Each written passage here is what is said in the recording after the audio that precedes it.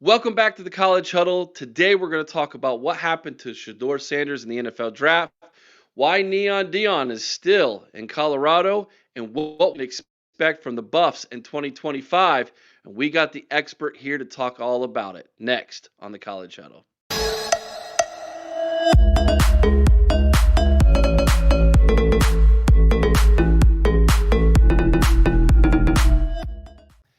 And welcome back to the College Huddle. We have David from David Talks Buffs. My man, welcome into the College Huddle, brother. Eric, thanks again for having me, man. It's been a while and we got a lot to catch up on. We do have a lot to catch up on. I'll tell you, I remember the days. I know I'm quite a bit older than you, but I remember the days back when Colorado, they were a really good program, and then it just seemed like they went away for a while. And Deion Sanders goes to Boulder, and now all of a sudden it's in everybody's news feed. You can't escape them. They are a part of college football, whether people want to admit it or not. It's got to be good for business for you, brother. Yeah, it's exciting, man, to again people don't feel indifferent about us one way or the other, and that's like totally foreign. Until Prime was here. So it's every day is a lot of fun. It's always interesting, and you're never short of any sort of drama or news pieces to talk about or debate about, which is a lot of fun. No, no, no kidding, right? Like, I'm sure it keeps the content flowing. And Yeah. someone who does this, that's like numero uno is you want Mhm. good content. So here we are, man. Like you and me, we've done this before. We've talked about this before, but now we've got some new nuggets that we need to discuss. Mhm. And let's start with Shedeur Sanders in the NFL draft. Now, this was big for us in Ohio because he was one of these quarterbacks that the Cleveland Browns were looking at like in the first round. And some people were like, "Yeah, he's a first round talent. Cleveland's going to get him." Others were like, "I wouldn't draft him." And then the draft came, and it was the craziest thing. Like it was like Draft Day, the movie. It was Yeah. like, what is happening? Um, I've heard quite a few people whose opinion I trust, David, say Yeah. he is a first round talent, but with undraftable baggage. And I don't know. You've been around this program. You've followed it. Is that true? False? What happened here? I think I don't think baggage is the right word that I would use. As a Broncos fan as well, like when you choose to bring on somebody that has like a massive following, probably a larger following than anybody on the team at the time, like it's very Tim Tebow like, and you're Mm. probably like already seeing that happen with like all the Browns media and stuff like that, which is like you get a huge portion of when I was rooting for the Broncos, or I still do, but when Tim Tebow came, all these new fans come in, but really they just care about Tim Tebow getting to start and all this stuff rather than the team. And now I'm on the other side of it because I'm one of those guys for sure. Like I want to see him go to Cleveland, and start at Cleveland. But I will say to explain kind of the drop to me, I don't think it's anything like physically or talent related. Like I've watched every single throw he's made multiple times, for my Buffaloes, and I don't think a lot of people give honestly him and Tress Hunter enough credit because there's no way in heck we even touch bowl eligibility without those two playing, and that's with the rest of the roster healthy. Like these guys truly elevate everybody around them.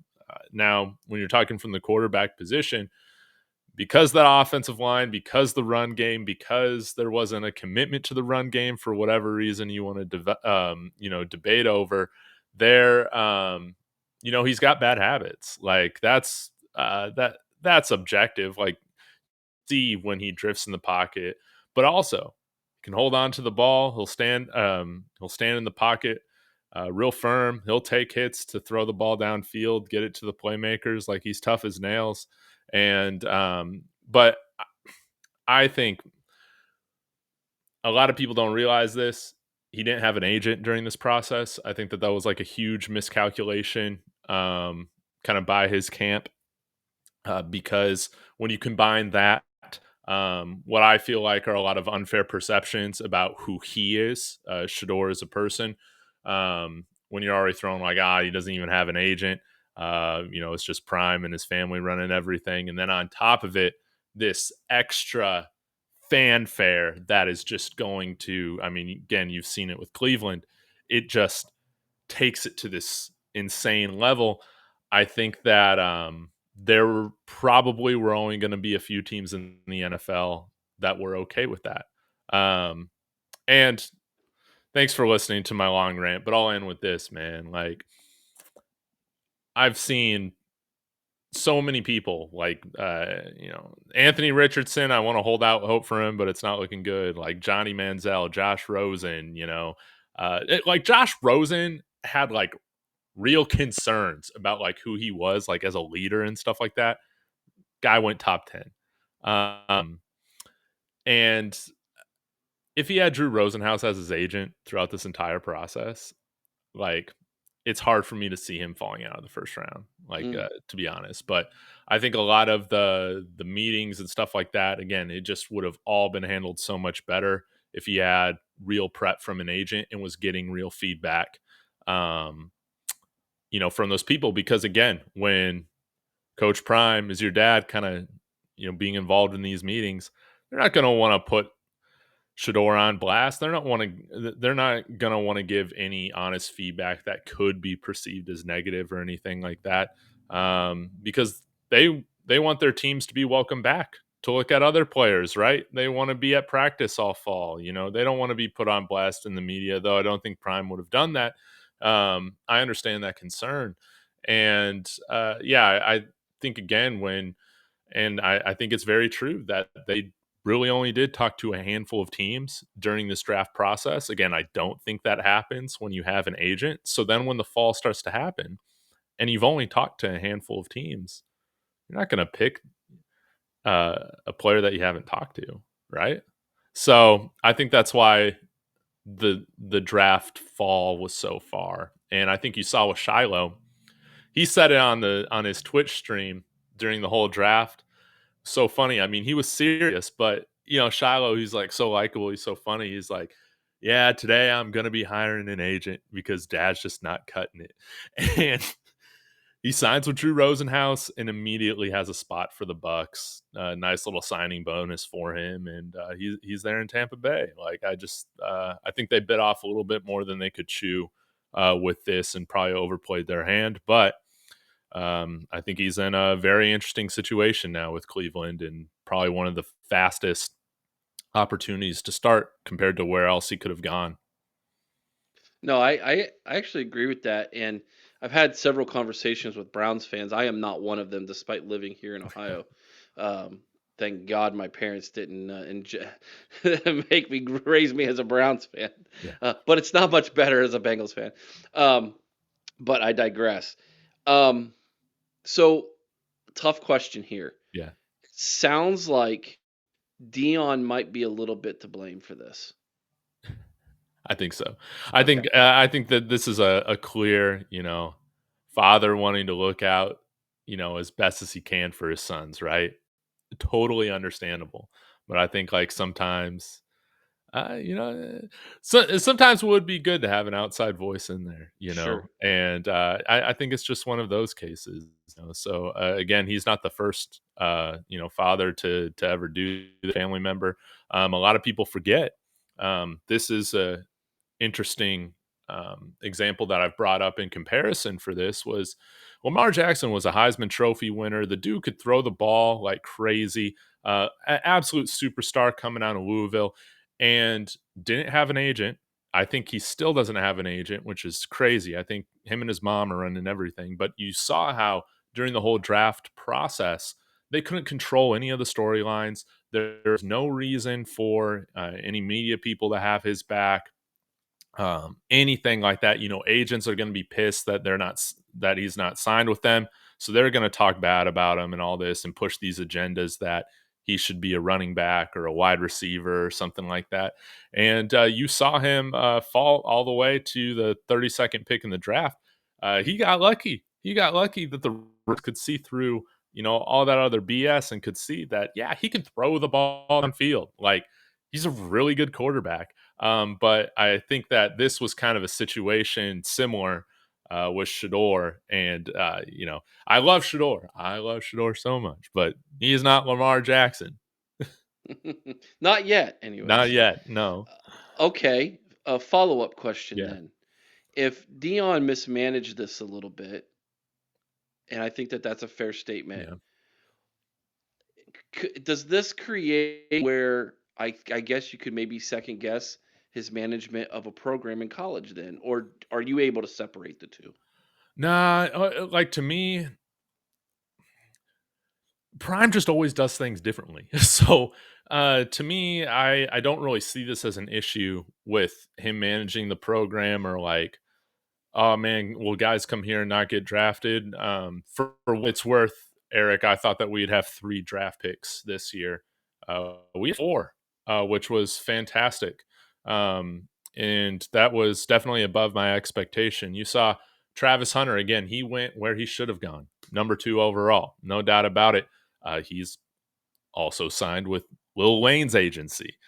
So they took care of all that sort of stuff. He was prepared great. He handled the pre draft process the best he could have to where they maximized his value, right?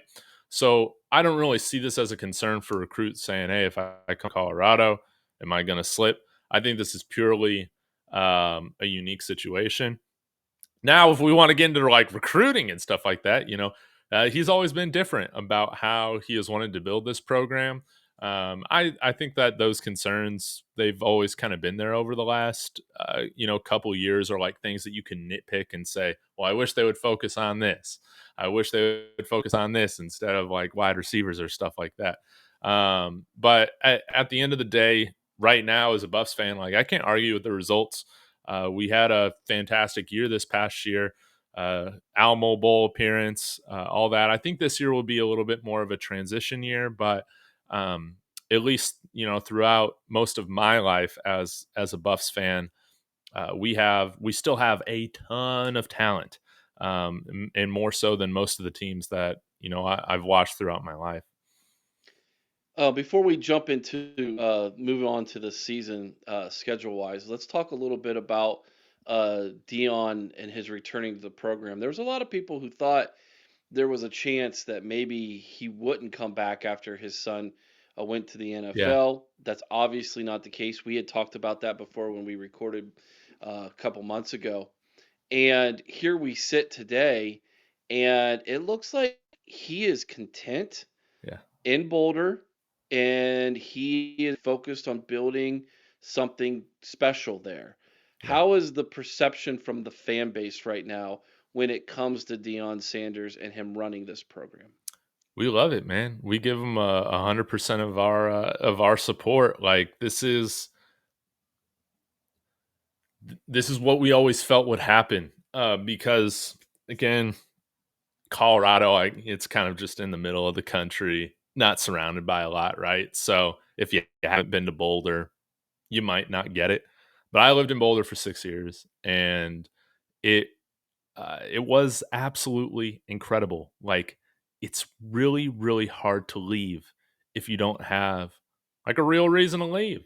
you know, like it's an amazing place. It's beautiful. It's paradise. On top of that, like I think he's got one of the best jobs in college football because, um, again, you're not going to get any of the infighting, the politics, the crazy demands and unrealistic expectations you might find at an SEC program or some of those few of those Big Ten programs, right? You do have a lot more job security than I think most coaches do where he's paid, where his pay level is. But now, like, I really do feel like this is his calling. Like, he enjoys it. I don't expect him to coach for forever, no. But I do expect him, and I have expected him to, at least be here 5 years. And I think, yeah, there should be another 2 year negotiation here in 2 years. And I'm excited to see where it goes. Um, he's done coaching his sons for now, indefinitely in college football. And I think a lot of us were really excited to see how he's going to coach the Buffs this year, because some programs might, like, some fans like not might not be cool with this, but I was cool with it. Like, I understood that you wanted to play a certain way and a certain style of football because you wanted Travis Hunter to win the Heisman. You wanted ideally Shedeur to be a high draft pick. You wanted to pass the ball around and get these wide receivers drafted, which we got 3 out of our top 4 drafted. Like, I understand that there was a method to all this, but I'm also kind of really excited to see this new version in 2025 where there's nothing like that. Like, there's no like other like side quests, so to speak, of like, hey, yeah, we got to go get a Heisman or a Johnny Unitas Golden Arm or something like that for one of these guys. No, I think we just want to win football games. Explain for me and for those who are tendentially watching Colorado from a distance, what is Dion's culture in Boulder? If you could try to describe that for somebody, how would you do that? Um, you are expected to put in the work and to put in the work outside of the demanded practice hours. You're expected to go to class, expected to get good grades. Again, highest GPAs, cumulative GPAs for the team in the history of the football program over the last 2 years. Two highest GPA years. So you go to class, you get your work done, you're putting in the work outside of practice. Um, yeah, if it is a professional environment, and you've seen, I mean, with they brought in Marshall this year. I mean, that's going to be a lot of fun having him as the running backs coach. But a lot of the people that they've brought in, they've had experience playing in the NFL. Domata Peko, a guy that played for the Hmm. Bengals for a while, Yep. helping Warren Sapp coach the defensive line. Um, that is the standard, that you're going to come in here and act like a professional. You're not going to be babied, and if you're going to demand to be babied, you're going to be asked to leave the program. And I think that for some of the higher star guys that like have come in here, get much playing time, and then moved on, I think that was a big reason for it. Was that uh, they did not want to meet that standard of professionalism that was going to be asked of them.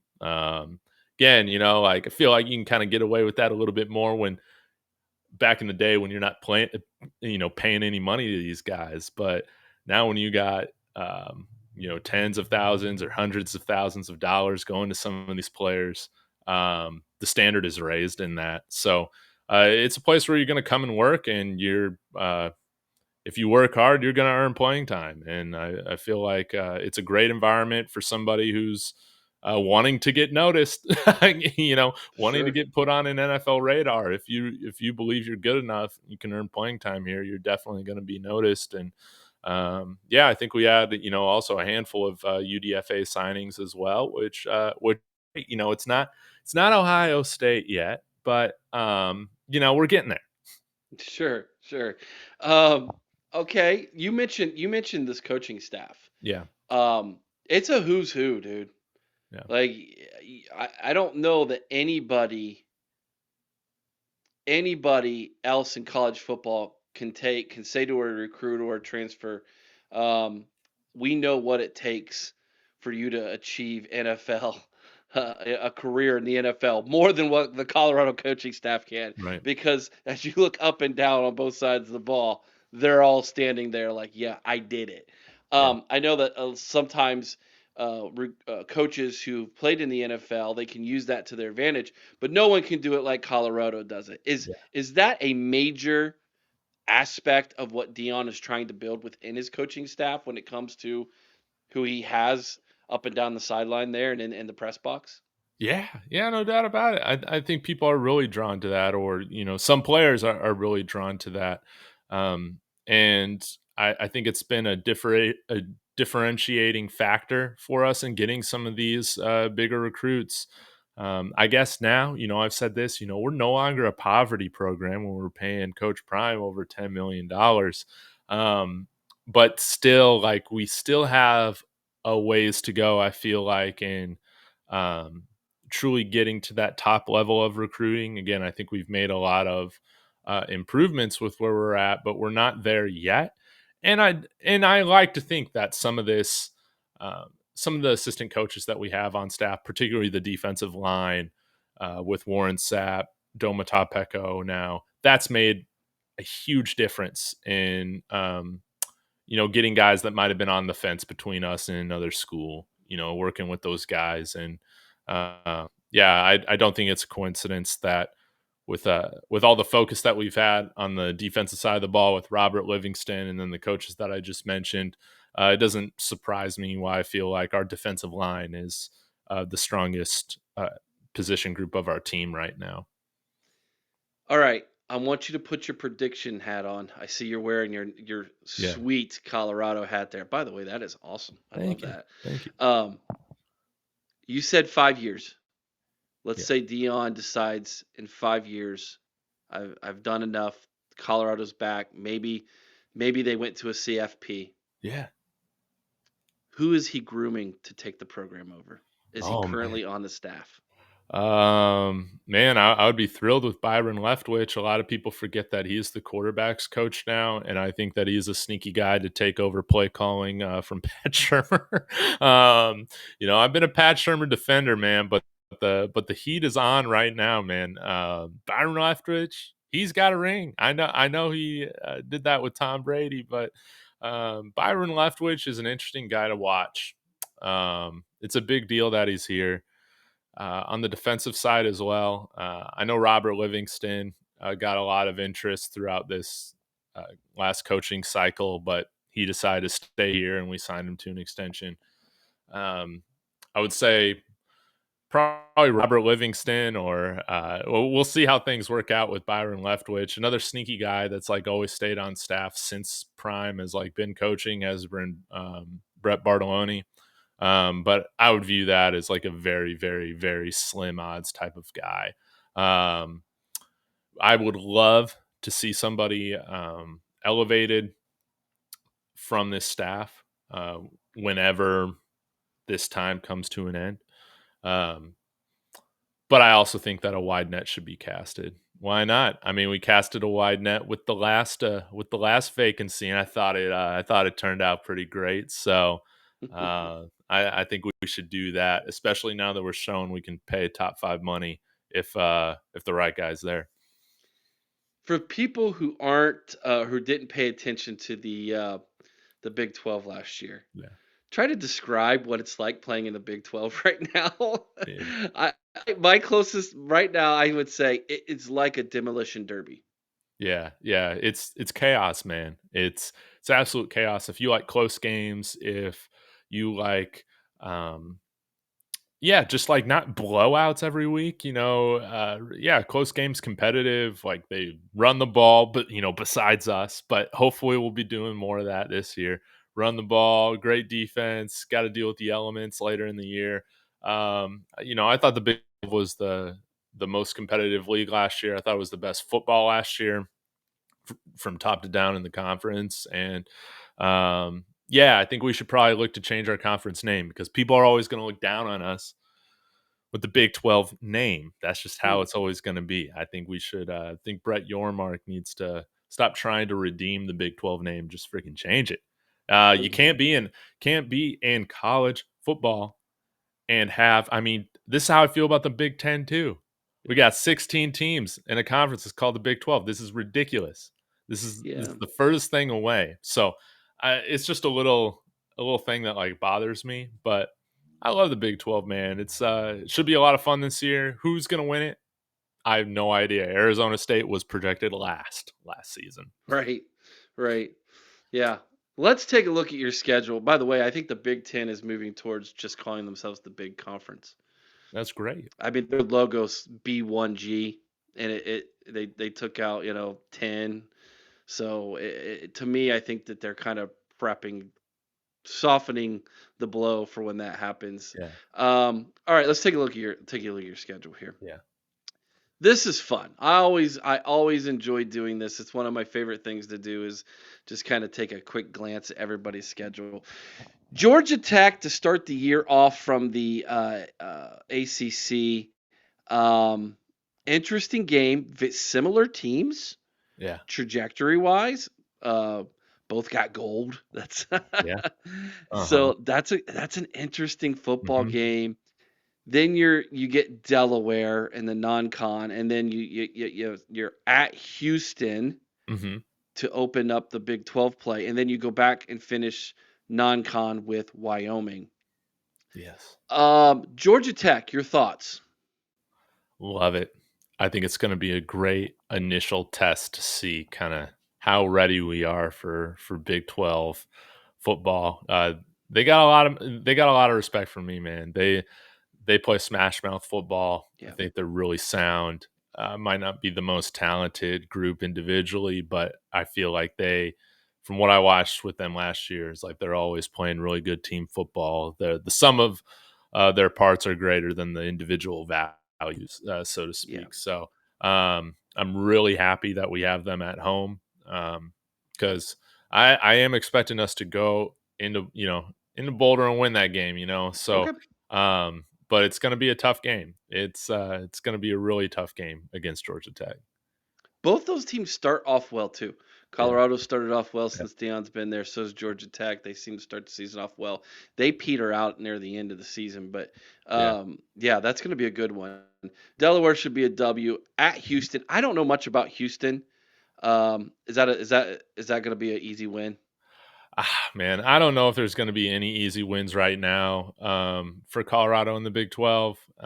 There are some that like I do see us like winning, Houston being one of them. But yeah, it's difficult right now because I feel like our defense is going to be really, really great. So that's going to be a great advantage, especially at home. But the offense is like a huge question mark this year with Caden Salter at quarterback. Maybe we see Julian Lewis later in the year. And can Marshall Falk save this running game? Right now we have like a couple running backs on the roster. That's it that I feel like good about. And he's got a big test coming up for his first year of coaching. So we'll see. Houston, I'm expecting like us to win. I mean, I could see us starting out 4-0. How we've traditionally started fast with Prime, but yeah, after that, once we get to BYU, that's where things definitely get a little bit tougher. All right, let's talk about it. Yeah, BYU at home to finish off the month of September. they It's whoop. last year's Cinderella, man. They Yeah, were last year's Cinderella. Well, it seems like Cinderella lives in the Big 12. I mean, yeah, I it's just she's there. It's every team in the Big 12 has a chance to be Cinderella. So BYU, but you get them at home yeah, at TCU, home against Iowa State. A lot of people telling me that Iowa State's the team to look out for this yeah, year in the Big 12. But you get them at home at Utah. That's Utah's just one of those teams where I think they really underachieved last year. We'll see how they bounce yeah, back. Arizona at home. You got to come all the way to country roads. You got to come across country and take on West Virginia. Home against Arizona State, last year's darling. Finish off at Kansas State. My gosh, that's a gauntlet, brother. yeah, yeah. It's tough, man. A lot of these schools are very, very good and very, very well coached, and that's the thing. I think that Um, some of the criticisms, and I think that this is fair, is that I don't know if we've necessarily always had the best game plans to maximize our talent. Particularly on the offensive side of the ball. So again, that's why Pat Shermer's a guy to watch this year. Prime is um, usually had very, very short leashes for offensive play callers when he's had another guy that he feels like can do it. Last year was really the only exception with Pat Shermer. And he has, I think, every season but last no, maybe it was one other season at Jackson State, but he has fired play callers in multiple seasons, so that's something to keep an eye on. But yeah, like BYU, they whooped us last year. They outcoached us like crazy. They still got Retzlaff coming back for I think his 6th year. Um, yeah, like Utah, Arizona, I feel like those should be wins for us, but Utah's going to be on the road this year. You know, they're one of the tougher places to play when they have guys healthy. I think that's a big question mark for them. Can they Mhm. finally keep their quarterbacks healthy?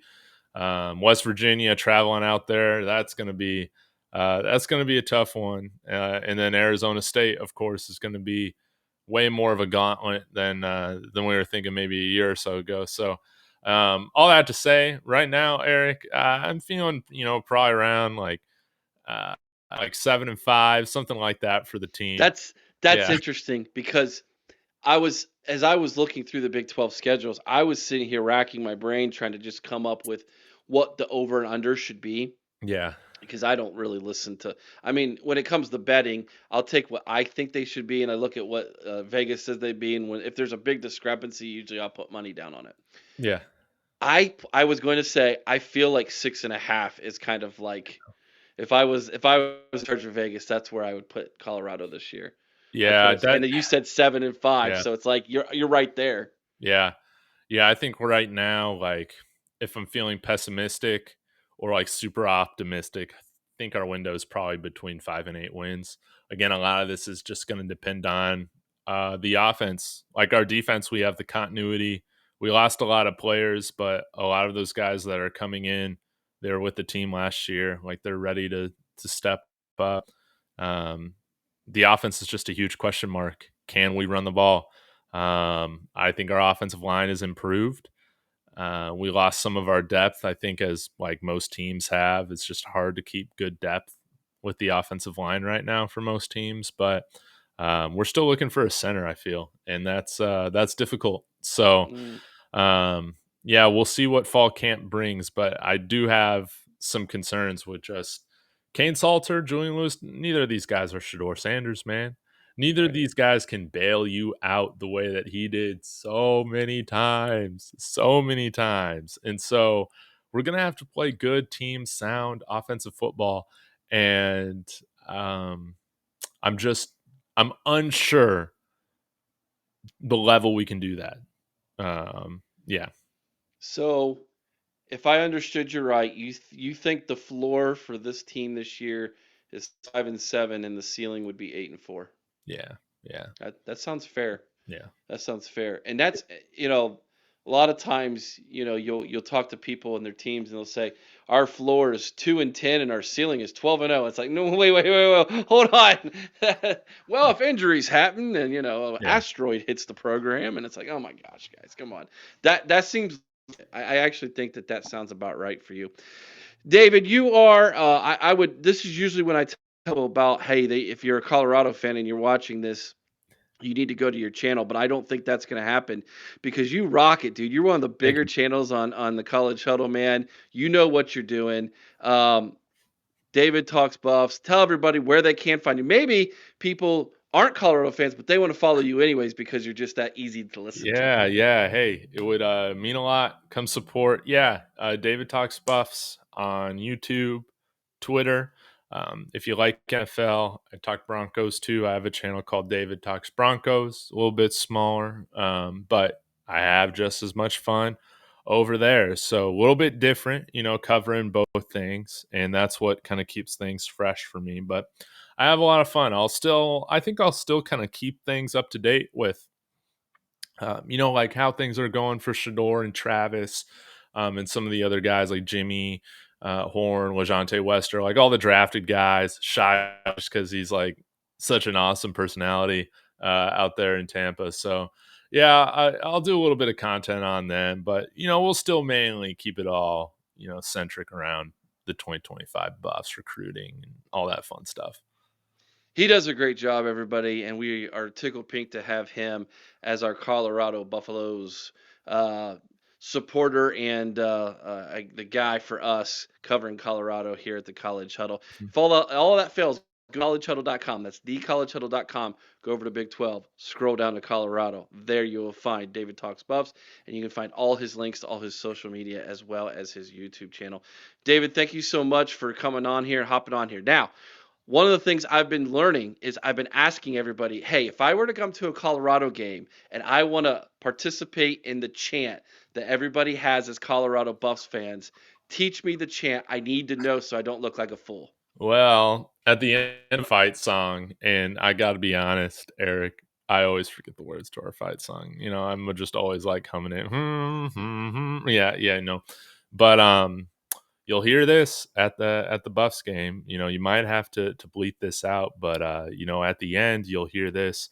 Um I guess the PC words are rough 'em up, go see you. You know, they say that at the end. Oh. That's what we always say. So when you go to Folsom Field, that's what you're gonna hear. You're just gonna hear a lot of F words.